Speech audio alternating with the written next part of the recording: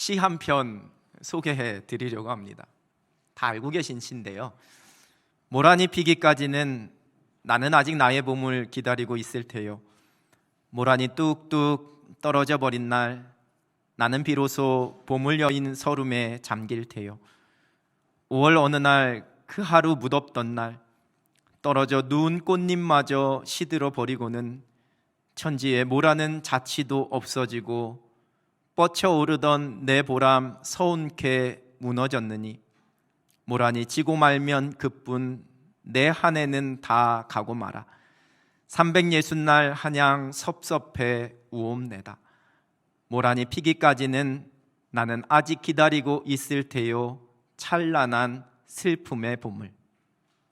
김영랑 시인이 지은 모란이 피기까지는 이라는 아주 유명한 시지요. 괜히 학창시절에 문학소년 인척하려고 여학생들에게 편지 보내면서 괜히 들었던 시기 인용에서 당신이 대답하기까지는 나는 아직 나의 봄을 기다리고 있을 테요. 이렇게 딱 써가지고 보냈던 분들 계실지 모르겠습니다. 물론 저는 그 세대 아닙니다. 그보다 더. 이 시에서 봄, 이 5월을 이야기하죠. 이 5월은 모란이 피는 그러한 때이기 때문에 1년 동안에 이 모란이 피는 이 때를 기다렸던 그 기다림과 그 소망이 이루어지게 되는 성취와 기쁨의 계절이지만 또한 그 5월에 잠깐 폈다가 이 모란이 지는 그러한 때이기 때문에 이 5월은 상실과 슬픔의 계절이기도 하다, 그렇게 노래합니다. 그래서 시인은 찬란한 슬픔의 봄 이렇게 표현하고 있는 겁니다. 이게 너무나 유명해서 이 표현이 너무 유명해서 요즘도 가끔 신문 기사나 어떠한 논평이나 또 사람들이 글을 쓸 때 아주 많이 인용하는 그런 유명한 식기입니다. 찬란한 슬픔. 이 전혀 어울리지 않는 일반적인 논리에 맞지 않는 그 단어 찬란함과 슬픔, 이 단어의 조합으로 이루어져 있습니다. 역설이라고 합니다.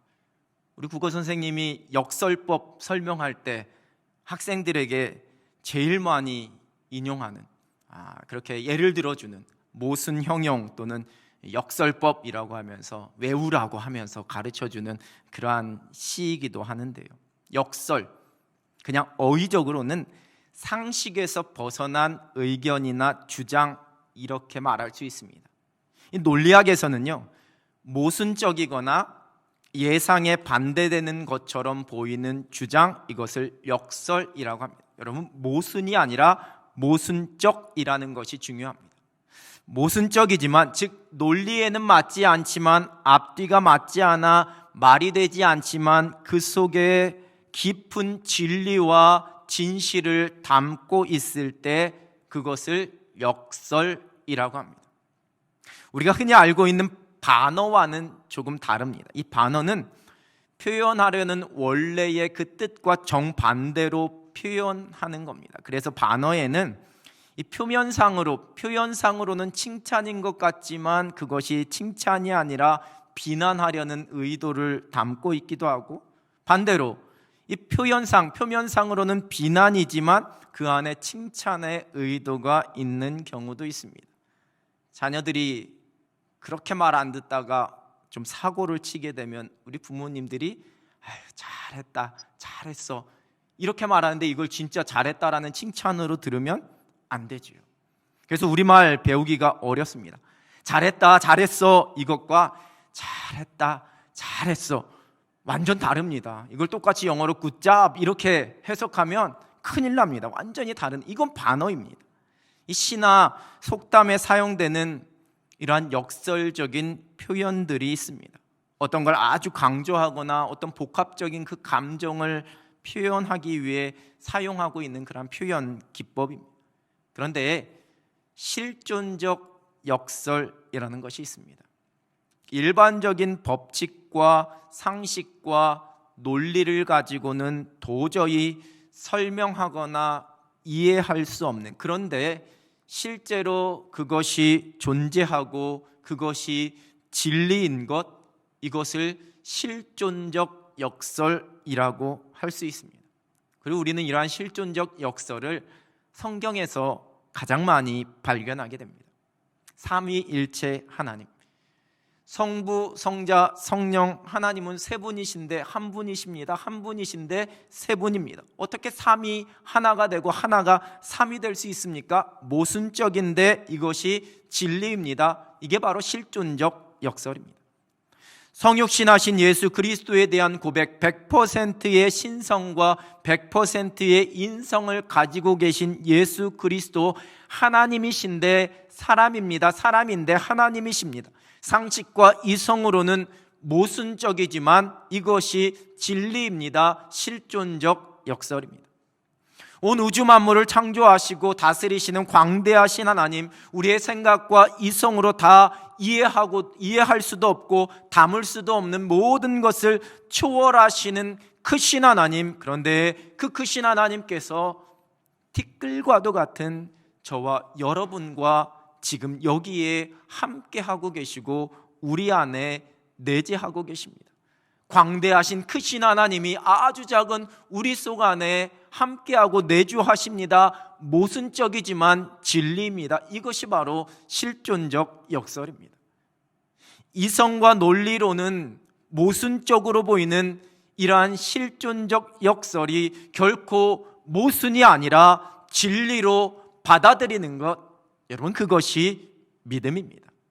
또한 오직 믿음으로만 이러한 역설을 진리라고 믿고 고백할 수가 있는 것입니다. 그리고 성경은 여러 곳에서 이 세상의 법칙과 세상의 잣대로는 아주 모순적으로 보이는 수많은 역설적인 하늘의 법칙, 그 믿음의 법칙을 기록하고 있습니다. 오늘 본문에도 그러한 역설을 말씀하십니다. 무명한 자 같으나 유명한 자요.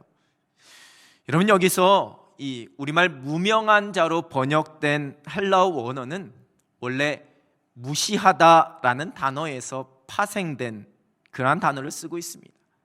또 유명한 자로 번역된 헬라어는 인정하다라는 의미를 갖고 있습니다. 그래서 이 무명한 자, 유명한 자라고 이야기할 때 단순히 이름이 있다 없다, 우리말 그대로 무명하다, 유명하다, 이게 아니라 무시당하지만 인정받는 자, 이렇게 해석할 수 있습니다.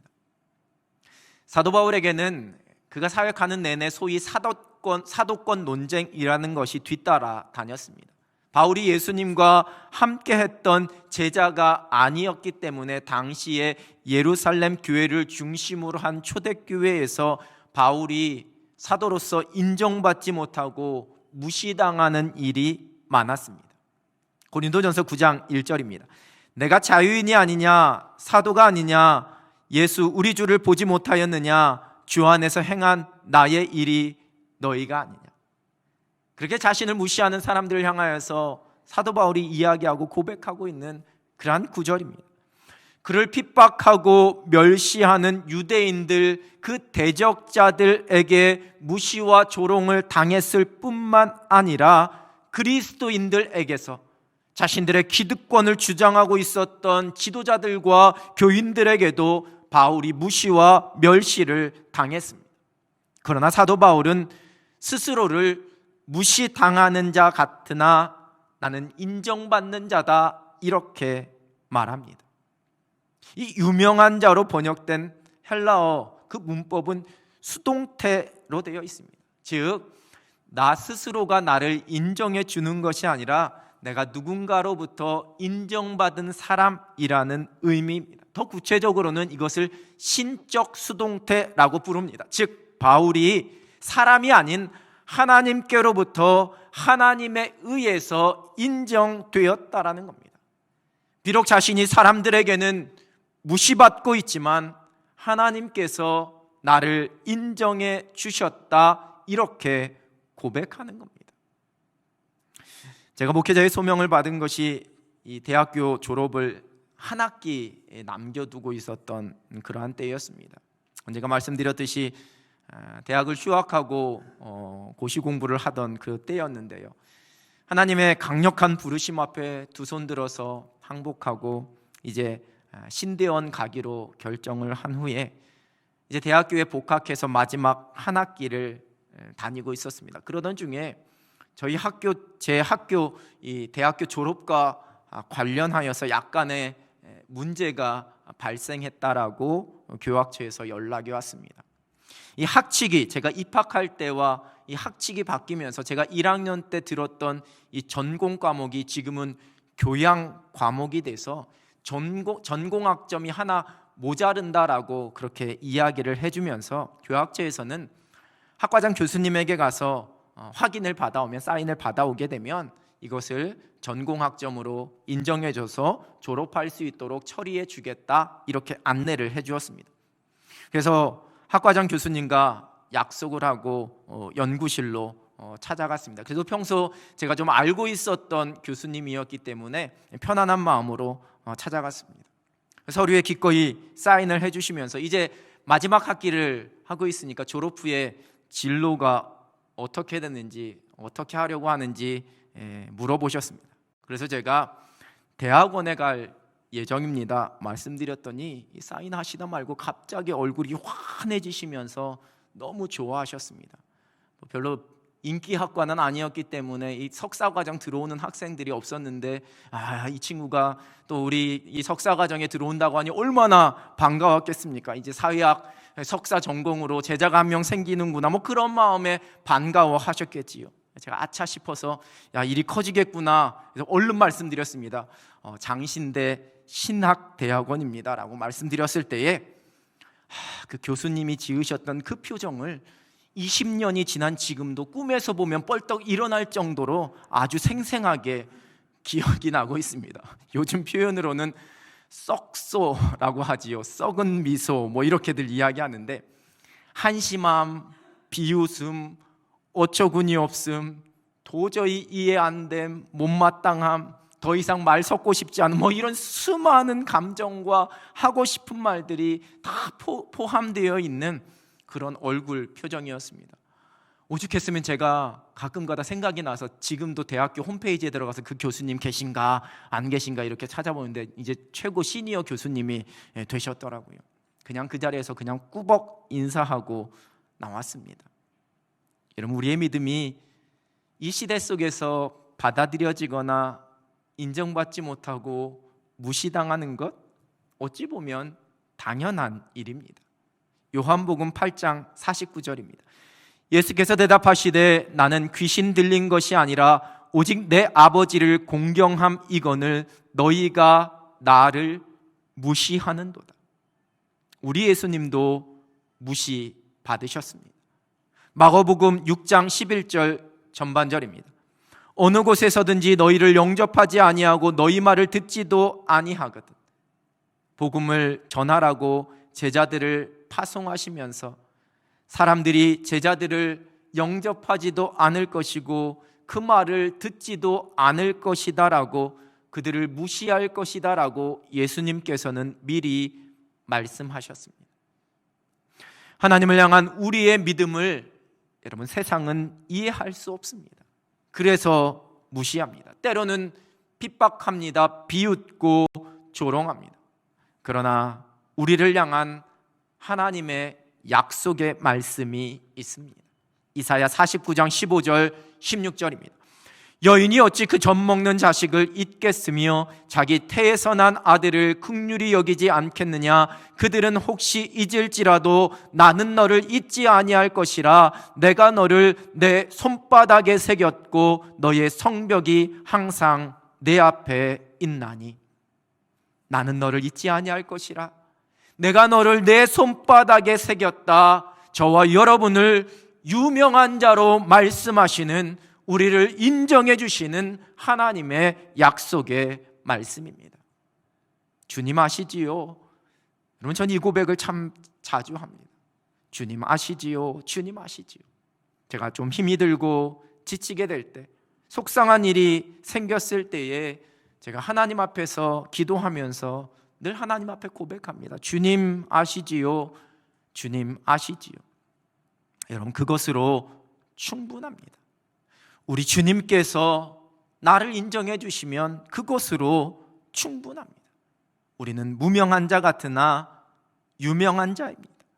오히려 우리가 낮아질 때에, 우리가 무명한 자가 될 때에 주님께서 우리를 높여주십니다. 우리를 유명한 자로 인정해 주십니다.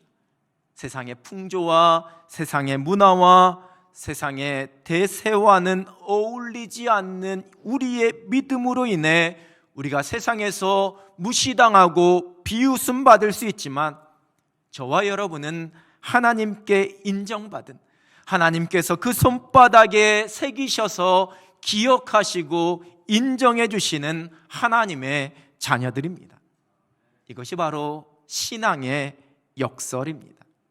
이 믿음의 고백으로 어떠한 상황, 어떠한 곳에서든지 하나님을 향한 믿음 붙잡고 당당하게 달려갈 수 있는 여러분 되시길 우리 주님의 이름으로 축원합니다. 본문은 계속해서 죽은 자 같으나 살아있다, 이렇게 말씀합니다. 여러분, 죽는 것과 사는 것은 도저히 공존할 수 없습니다. 죽는다는 것은 사는 것이 끝나는 것이기 때문입니다. 그런데 죽었는데 살아있습니다.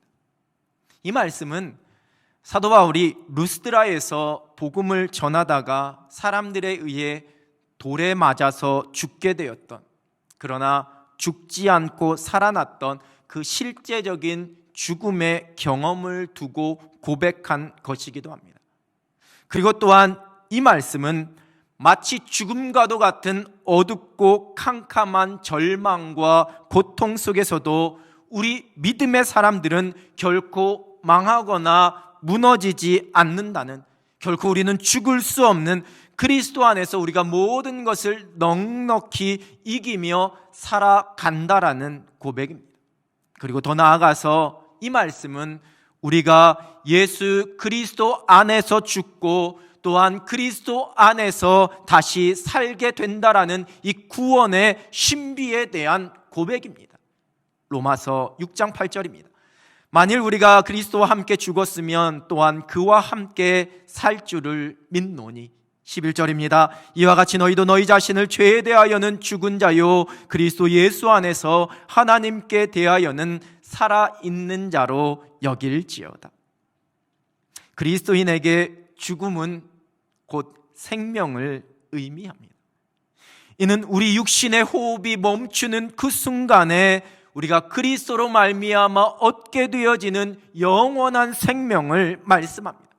우리의 육신의 죽음이 끝이 아니라 새로운 생명의 시작이 되고, 생명이 죽음에 의해 삼켜진 것이 아니라 예수 그리스도 안에 있는 생명으로 말미암아 우리가 사망과 죽음을 이기는 것을 의미합니다.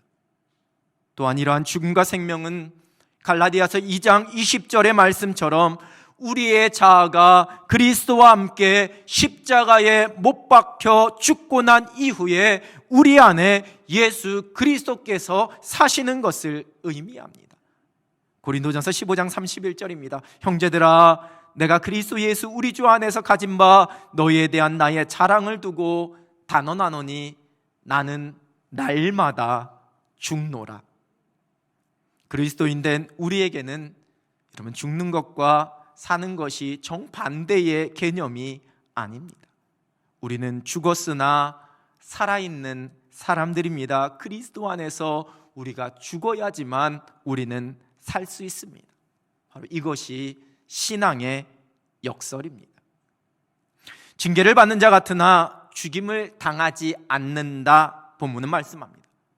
여기서 징계는 교육, 훈련, 양육, 이러한 것을 의미합니다. 뭔가 잘못해서 받게 되는 어떤 형벌이 아니라 신앙의 연단을 의미합니다. 사람들은 사도 바울이 받고 있는 그 고난을 하나님께서 바울에게 주시는 하나님의 진노라고 말하면서 바울을 정죄하기도 했습니다. 그러나 사도 바울은 그 모든 것이 오히려 하나님의 사랑이요 자신의 믿음을 성숙하게 하시기 위한 훈련이다, 연단이다 이렇게 고백합니다. 로마서 5장 3절과 4절입니다. 다만 이뿐 아니라 우리가 환난 중에도 즐거워하나니 이는 환난은 인내를, 인내는 연단을, 연단은 소망을 이루는 줄 알미로다. 고린도후서 4장 16절입니다. 그러므로 우리가 낙심하지 아니하노니 우리의 겉사람은 낡아지나 우리의 속사람은 날로 새로워지도다. 꽃다운 나이에 음주운전자로 인한 교통사고를 당해서 전신에 화상을 입고 그 삶이 송두리째 무너지는 경험을 했던 이지선 씨를 우리는 잘 알고 있습니다. 그가 첫 번째 쓴 책이 지선아 사랑해 라는 책이었고, 두 번째로 쓴 책이 오늘도 행복합니다 라는 제목의 책이었습니다.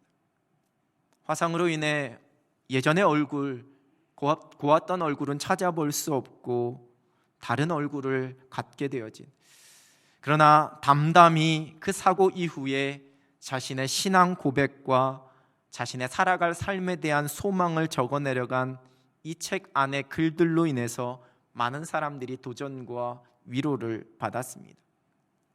첫 번째 책 지선아 사랑해에서 그녀는 이러한 고백을 하고 있습니다. 저러고도 살 수 있을까? 네, 이러고도 삽니다. 몸은 이렇지만 누구보다 건강한 마음임을 자부하며 이런 몸이라도 전혀 부끄러운 마음을 품지 않게 해주신 하나님을 찬양하며 이런 몸이라도 사랑하고 써주시려는 하나님의 계획에 감사드리며 저는 이렇게 삽니다.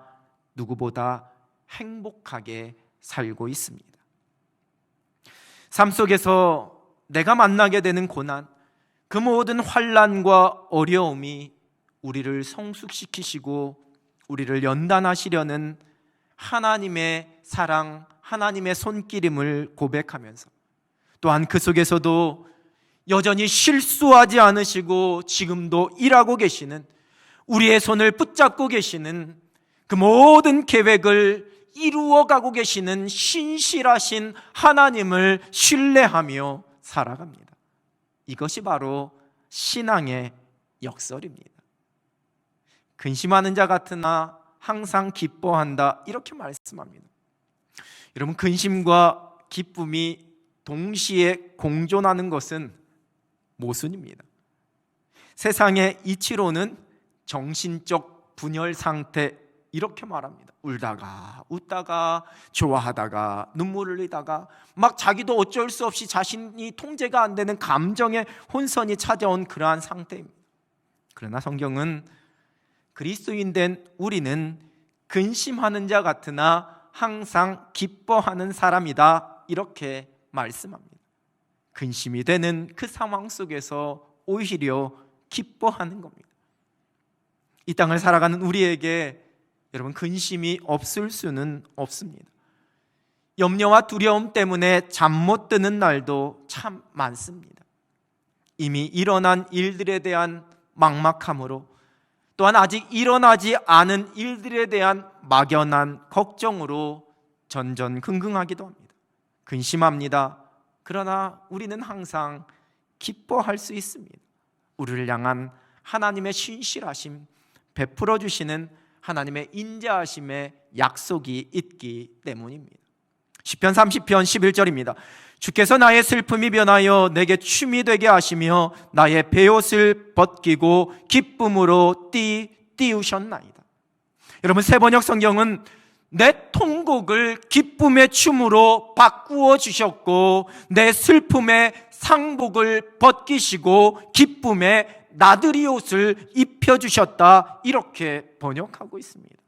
시편 31편 7절입니다. 내가 주의 인자하심을 기뻐하며 즐거워할 것은 주께서 나의 고난을 보시고 환난 중에 있는 내 영혼을 아셨으며. 그리스도인들은 근심하는 자 같으나 항상 기뻐하는 사람, 근심 중에서도 웃을 수 있고 환난 중에서도 기뻐할 수 있는 사람들입니다. 이것이 신앙의 역설입니다. 가난한 자 같으나 많은 사람을 부유하게 하고 아무것도 없는 자 같으나 모든 것을 가진 자다 말씀합니다. 여러분, 가난하고 아무것도 없는 자, 먼저는 이것은 물질적인 가난함을 의미합니다. 실제로 사도 바울은 아무것도 가진 것이 없었습니다. 그러나 바울은 한 번도 자신이 가지고 있지 않은 그 물질, 그것의 궁핍함으로 인해 스스로 초라해지거나 비참해지거나 염려하지 않았습니다. 빌립보서 4장 11절에서 13절입니다. 내가 궁핍함으로 말하는 것이 아니니라 어떠한 형편에든지 나는 자족하기를 배웠노니 나는 비천에 처할 줄도 알고 풍부에 처할 줄도 알아 모든 일 곧 배부름과 배고픔과 풍부와 궁핍에도 처할 줄 아는 일체의 비결을 배웠노라. 내게 능력 주시는 자 안에서 내가 모든 것을 할 수 있느니라. 지금 내 손에 쥐고 있는 것으로 인해 부유한 자가 되고 내가 모든 것을 가진 것이다라고 생각하지 않습니다. 모든 형편과 모든 상황 속에서 내가 자족하는 법을 배웠기에, 또한 그 모든 상황 속에서 내가 어떻게 행해야 할지의 일체의 비결을 배웠기에 곧 나에게 능력 주시는 자 안에서 내가 감사하고 내가 만족하고 내가 모든 것을 누리는 법을 배웠기에 아무것도 가지지 않은 가난한 사람이지만 나는 모든 것을 가진 나는 부유한 사람이다, 이렇게 고백하고 있습니다. 또한 이 말씀은 자신이 누리는 영적인 풍성함을 의미합니다. 하나님의 은혜의 풍성함, 그리스도 예수로 말미암은 그 풍성한 은혜를 말하고 있습니다. 내가 가지고 있는 나의 물질로 내가 누군가를 부유하게 해준다라는 그러한 의미가 아니라 가난한 내 심령 속에 예수 그리스도가 계시기에 내 안에 그 은혜가 풍성하기에 그 은혜로 말미암아 내가 다른 사람을 부유하게 해준다라는, 그래서 내가 모든 것을 가진 자라는 그러한 믿음의 고백입니다. 가난과 부유함, 가진 것과 아무것도 없는 것, 여러분, 이것을 나누는 세상의 기준은 우리가 처한 환경이요, 우리의 손에 쥐고 있는 물질이요, 우리가 겪고 있는 모든 조건들입니다. 그러나 성경은 그렇게 말씀하시지 않습니다. 가난하지만 풍성함을 누릴 수 있습니다. 가난하지만 다른 사람들을 부유하게 해줄 수 있습니다. 아무것도 가진 것 없지만 모든 것을 가진 자로 살아갈 수 있습니다. 이것이 신앙의 역설입니다. 신비라는 단어가 있습니다. 국어사전에서는 어떠한 일이나 어떠한 현상이 이성적으로나 상식적으로 설명할 수 없고 이해할 수도 없을 만큼 신기하고 묘한 것, 이렇게 정의합니다. 헬라어로는 이 신비를 미스테리온 이렇게 표현하고 있는데요, 우리말 성경에서 이 단어를 신비 또는 비밀 이렇게 번역합니다.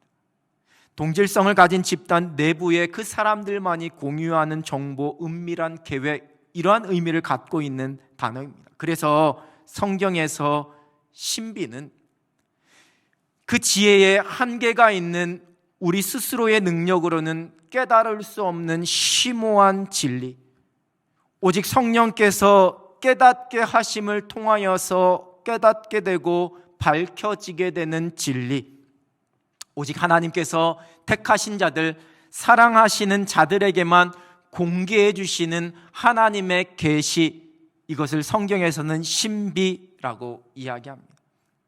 성경에서 말씀하시는 역설은 여러분 곧 신비입니다. 믿음의 사람들, 하나님의 사람들만이 깨닫고 이해할 수 있는 진리입니다. 낮아지는 것이 곧 높아지는 것이요, 내가 약할 그때가 내가 가장 강한 때라고 말씀합니다. 내가 가난하게 될 때 내가 부유하게 된다 말씀하십니다. 내가 그리스도 앞에 모든 것 내려놓을 때에 모든 것을 다시 풍성하게 얻게 된다라고 말씀하십니다. 우리 예수님께서 말씀하신 팔복, 가난한 자가, 애통하는 자가, 박해받는 자가 복이 있다라는 이 팔복의 말씀은 역설의 총집합입니다. 여러분, 그리고 무엇보다도 성경에서 말씀하시는 최고의 역설은 십자가에 못 박혀 죽는 자가 살 수 있다라는 진리입니다. 곧 그리스도와 함께 그리스도 안에서 우리가 죽어야지만 우리가 영원히 사는 겁니다. 그것이 신앙의 역설입니다. 성경에 기록된 이러한 역설을 우리가 진리로 믿기 위해서는 하나님의 주권에 대한 인정이 필요합니다. 하나님의 약속과 그 약속대로 행하실 하나님을 향한 전적인 신뢰가 있을 때에 여러분, 이 역설이 비로소 신비가 됩니다. 그리스도인은 이 역설의 신비를 깨달은 사람들입니다. 또한 이 역설의 신비로 살아가는 것, 그것이 바로 시대를 거스르는 믿음입니다.